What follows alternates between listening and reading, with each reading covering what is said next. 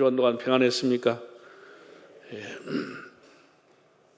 아무 예고도 없이 찾아온 불청객 코로나19의 긴 터널의 끝이 이제 보이고 있습니다.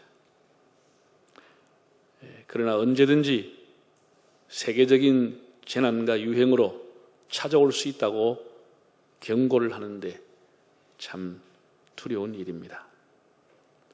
아마 사회의 모든 면이 코로나 이전으로 돌아가기는 힘들 것으로 보입니다. 오늘은 하나님의 성전과 교회가 왜 복된 곳인지에 대해서 생각해 보려고 합니다. 우리가 지난주에 교회에 대해서 말씀을 드렸습니다. 디모데전서 3장 15절을 다시 한번 화면을 통해서 읽어볼까요? 만일 내가 지체하면 너로 하여금 하나님의 집에서 어떻게 행하여야 할지를 알게 하려 하나님이, 이 집은 살아계신 하나님의 교회요 진리의 기둥과 터니라고 했습니다. 이 교회에 대한 정의를 바울이 너무나 명확하고 그리고 정확하게 해놓았습니다. 교회를 가리켜서 그는 하나님의 집이라고 했습니다. 집. 하나님을 가장으로 모시는, 그리고 그 식솔과 그 자녀가 중심이 되어 있는 하나님의 집이다. 하나님이 아버지가 되시는 집이라고 했습니다. 그럼에도 불구하고 이 집은 세계에 있는 모든 하나님의 집은 하나님의 교회라고 하는 것입니다. 그 소유격이 하나님이라고 하시는 분이, 하나님이라고 하는 분이 주인이 되시는 그런 하나님의 공교회라고 말했습니다. 그리고 진리의 기둥과 진리의 터라고 했습니다. 진리는 예수님이 진리인 겁니다. 예수님의 신앙 고백 위에, 예수님이 주님이요 구세주라고 하는 신앙의 고백 위에 교회가 세워지는 것이다. 그 터 위에 교회가 있는 것이다. 이렇게 말씀을 했습니다. 성전의 그 의라고 할까요? 그 소중함이라고 하는 것은 하나님께서 모세를 통해서 이렇게 말씀을 했습니다. 모세가 이제 양을 치다가 불 붙는 가시떨기에서 하나님의 음성을 듣게 됩니다. 그때 하나님께서 모세에게 준 사명인데, 내 백성을 인도하라. 단순히 그렇게 하나님 말씀한 것이 아니고, 출애굽기 3장 12절을 보면은 네가 이 백성을 인도한 이후에, 애굽에서 인도한 이후에 너희들이 나를 섬기게 될 것이다. 단순히 출애굽이 목적이 아니고 진짜 목적은 하나님을 섬기는 백성을 만들기 위해서 그들을 떼내어서 택해서 데리고 나오신다고 말씀을 했습니다. 이게 출애굽의 목적입니다. 하나님을 섬기는 백성들을 만들기 위해서 그들을 출애굽을 시키는 겁니다. 그래서 하나님이 시내산에서 율법과 함께 성막 설계도를 주셨는데, 출애굽기 26장 이하를 보면은 성전 안에, 성막 안에 성소와 지성소를 구별해서 짓게 했습니다. 그리고 그 성막을 봉헌할 때 하나님의 영광이 성막에 빽빽한 구름으로 충만하게 덮었다. 출애굽기 40장에 봉헌식에 대한 내용이 나옵니다. 그래서 이때까지는 이제 광야 생활하면서 늘 이동식으로, 광야 이동할 때마다 성막을 접었다 폈다 하면서 하나님을 예배하고 하나님을 찬미했습니다. 그러다가 주전 959년에 솔로몬 시대 때에 하나님의 성전을 짓게 됩니다. 열왕기상 9장 3절에 보면 그 성전을 지었을 때 하나님의 영광이 임하면서 하나님이 솔로몬과 이스라엘 백성에게 주신 말씀이 기록되어 있습니다. 하나님이 뭐라고 하셨냐? 열왕기상 9장 3절을 한번 읽어보겠습니다. 여호와께서 그에게 이르시되 네 기도와 네가 내 앞에서 간구한 바를 내가 들었은즉 나는 네가 건축한 이 성전을 거룩하게 구별하여 내 이름을 영원히 그곳에 두며 내 눈길과 내 마음이 항상 거기에 있으리니. 네. 솔로몬과 온 백성이 정성을 다해서 마음을 다해서 하나님 앞에 성전을 지었고 봉헌식을 할 때 하나님 하신 말씀입니다. 내가 너의 간구를 들었다. 내 눈길과 내 마음이 항상 이곳에 있을 것이다. 내가 이 전을 구별한다. 하나님이 이렇게 말씀을 했습니다. 그래서 시편 11편 4절을 보면 여호와께서는 그의 성전에 계시고 라고 했고, 또 시편 132편 13절에 보면 여호와께서 시온을 택하여 자기 거처로 삼으시고, 하나님이 거처로 삼았다는 겁니다. 하박국 2장 20절을 보아도 오직 여호와는 그 성전에 계시니 온천하는 그 앞에 잠잠할지니라. 하나님이 거룩하게 구별된 처소인 성전에 계시고 라고 하는 기절이 곳곳에 나와 있습니다.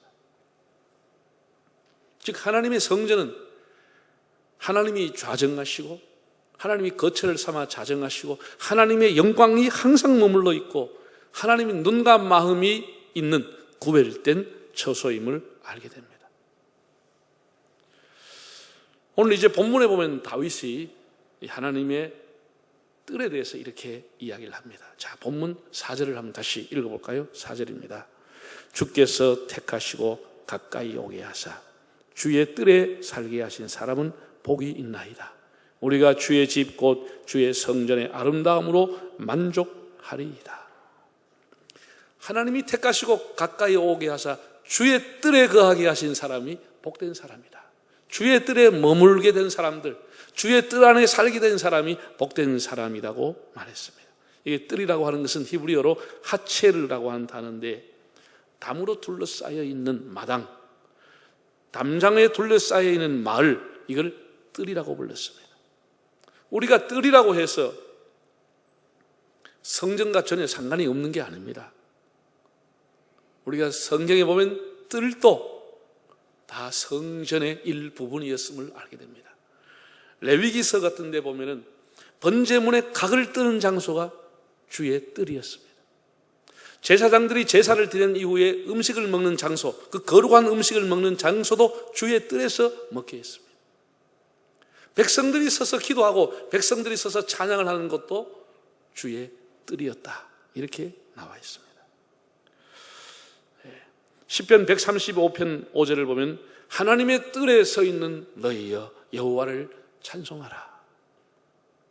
그냥 뜰이 하나님의 성전과 전혀 상관이 없는 것이 아니고 주의 뜰이라고 하는 것도 하나님의 성전의 일부분이라고 하는 것, 은혜의 보좌라고 하는 것을 알게 됩니다. 한번 따라합시다. 뜰은, 주의 뜰은 성전이요, 은혜의 보좌요, 거룩한 처소입니다. 성전과 전혀 상관이 없는 것이 아니고 성전의 일부분이고 거룩한 처소고 하나님 앞에 나아가는 은혜의 보좌였습니다.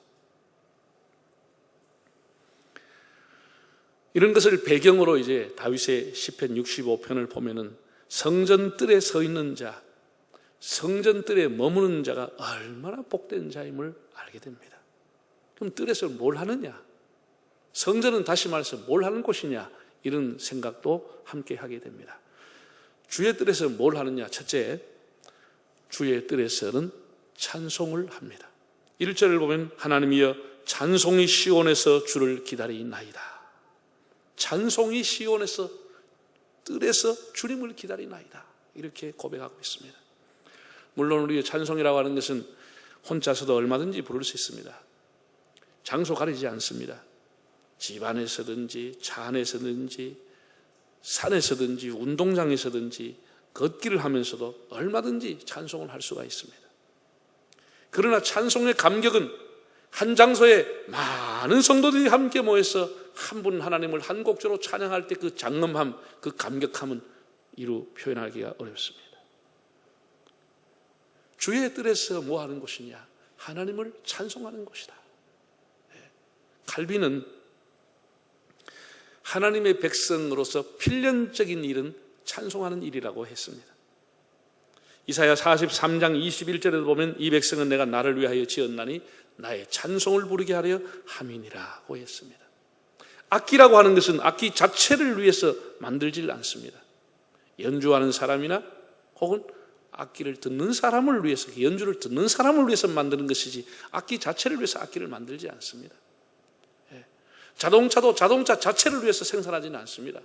자동차를 타는 사람을 위해서 자동차를 만드는 겁니다. 이 세상의 거의 모든 물건은 사람을 위해서 만들어지는 겁니다.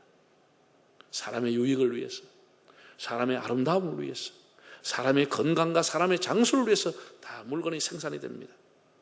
마찬가지로 하나님이 사람을 지으신 목적이 뭐냐? 하나님을 찬송하기 위해서 지었다는 것입니다. 하나님을 찬양하기 위해서. 우리가 찬송 속에는 하나님의 영광이 들어있고, 구원의 은혜가 들어있고, 진리의 말씀의 선포가 들어있고, 찬송 속에는 하나님의 백성의 사명이 들어있고, 찬송 속에는 천국을 소망하는 것이 들어있고, 찬송 속에는 부활의 권능을 찬양하는 내용이 다 들어있습니다. 성경에 나오는 내용이 전부가 찬송 속에 다 들어있습니다.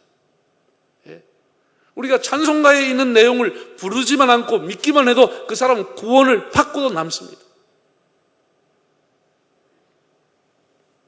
우리 예수 믿는 사람들의 특징은 찬미의 제사, 찬송의 제사를 늘 하나님께 드린다는 사실입니다.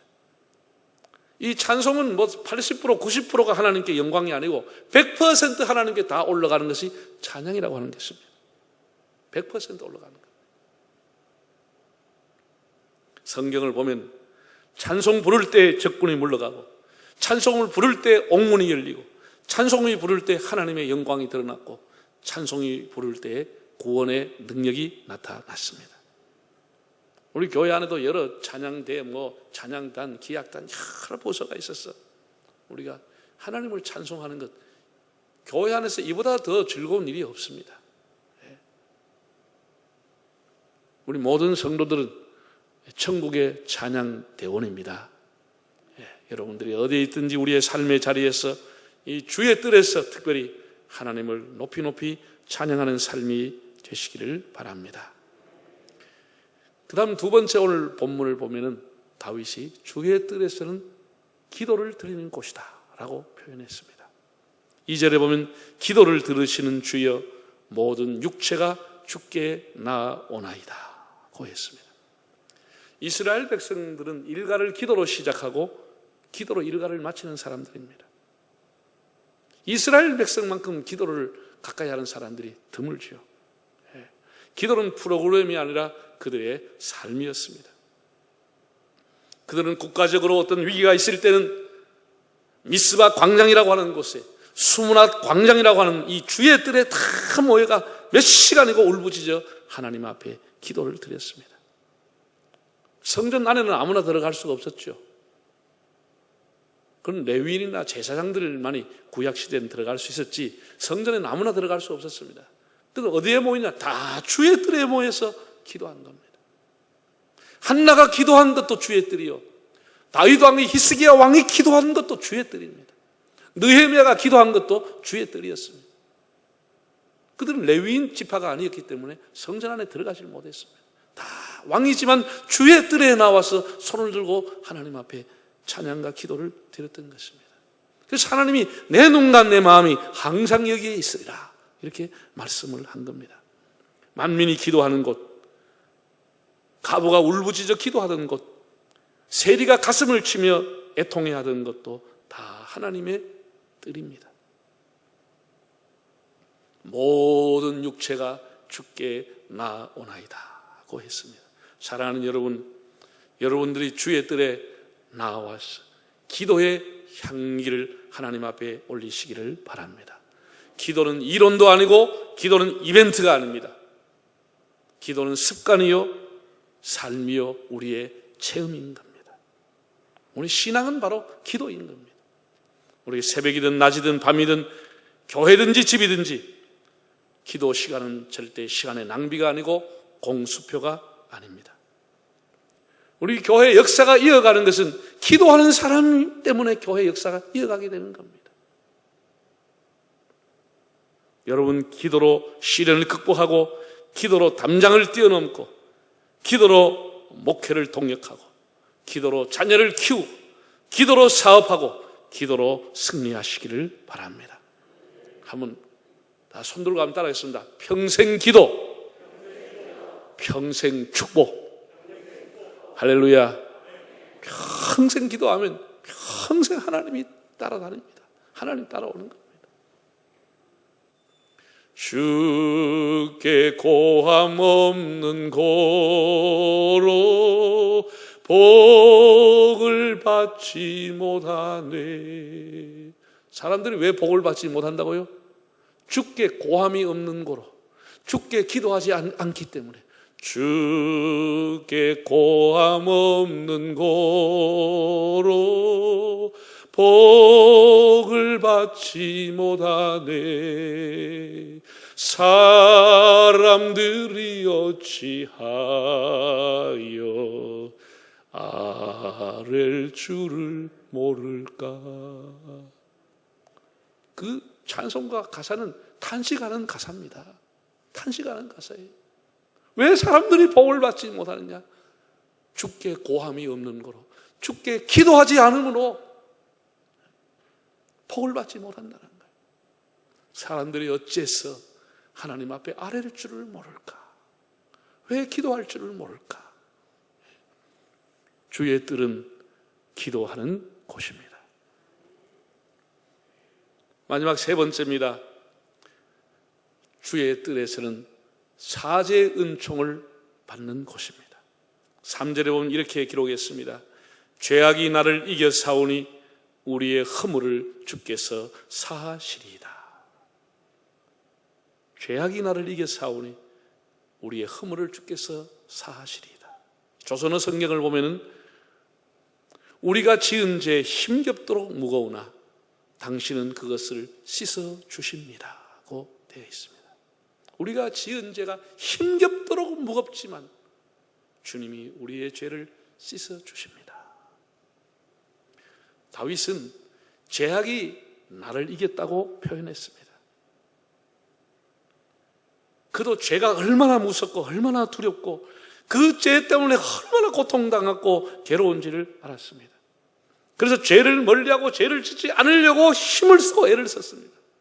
그럼에도 이 죄가 얼마나 질기고 얼마나 강한지, 얼마나 뿌리가 깊은지, 죄의 뿌리가 깊은지, 얼마나 죄가 유혹을 하는지 의지만 가지고 결심만 가지고 될 수 없다고 했습니다. 죄가 자기를 이겨버렸다고 했습니다. 여러분, 술 중독, 인터넷 도박 중독하는 사람들, 이번에 사회적인 문제인데 N번방에 이런 성적인 유혹, 하나님을 멀리하고자 하는 세속적인 마음, 온갖 탐욕과 유혹들 정말 질기게 우리를 칡덩이처럼 더 우리를 칭칭 감아서 우리를 땡겨가는 겁니다. 그 유혹이 얼마나 강하고 얼마나 질기게 우리를 붙잡아 메고 가는지 모릅니다.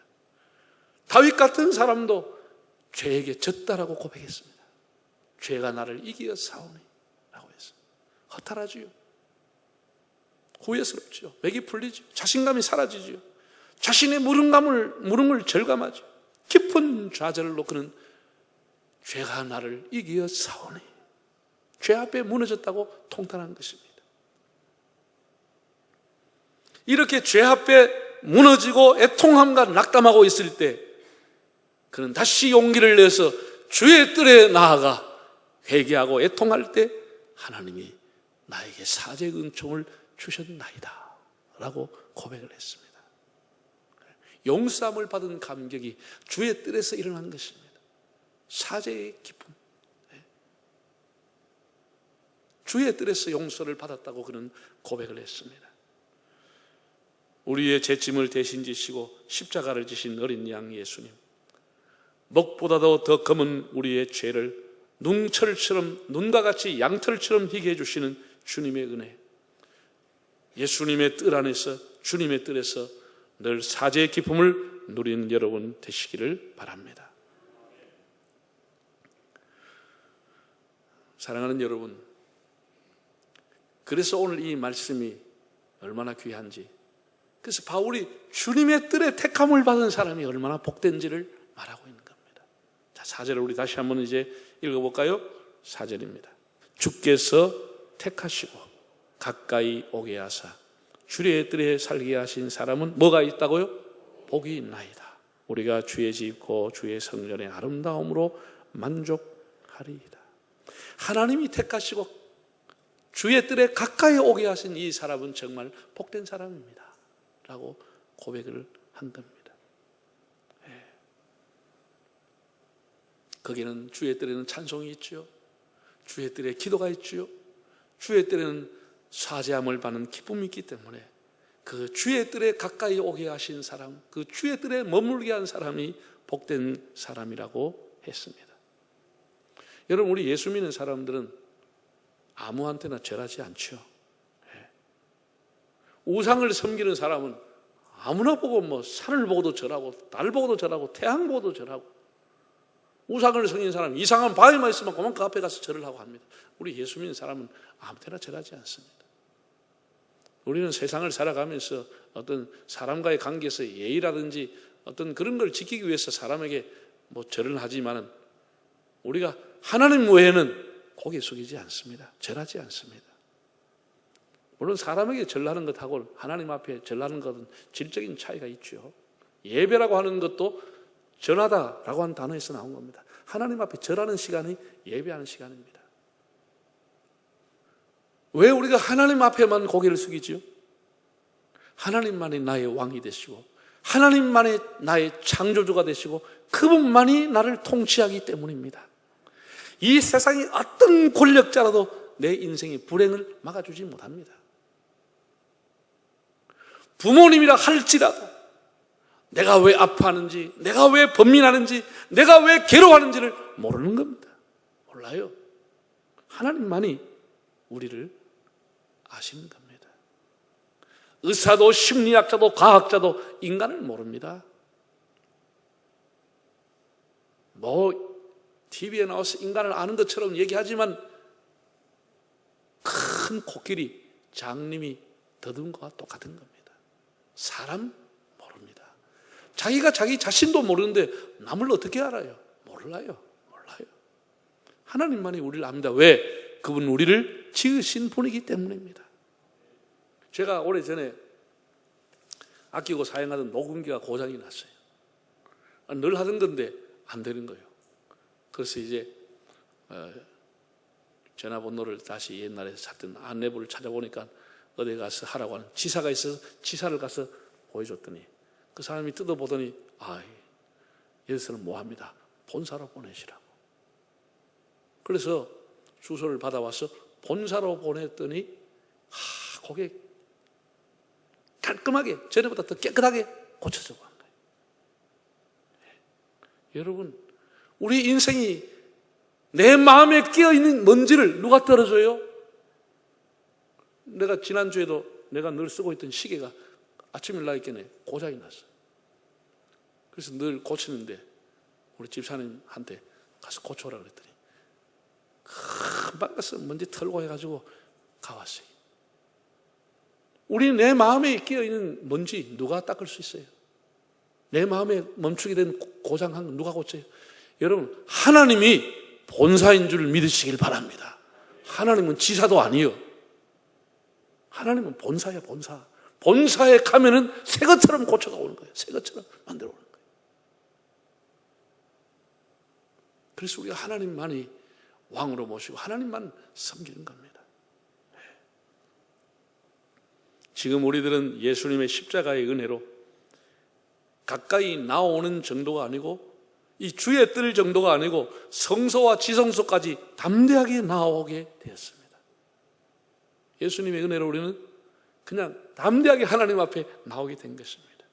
우리가 새벽이든 밤이든 누구든지 하나님 앞에 나올 수 있는데 이 하나님의 집에서 하나님의 뜰에서 여러분의 찬송의 생활, 기도의 생활, 그리고 죄 용서의 감격을 누리시면서 주님이 주시는 신령한 은혜를 우리의 삶이 닿을 때까지 누리는 은총이 있기를 바랍니다.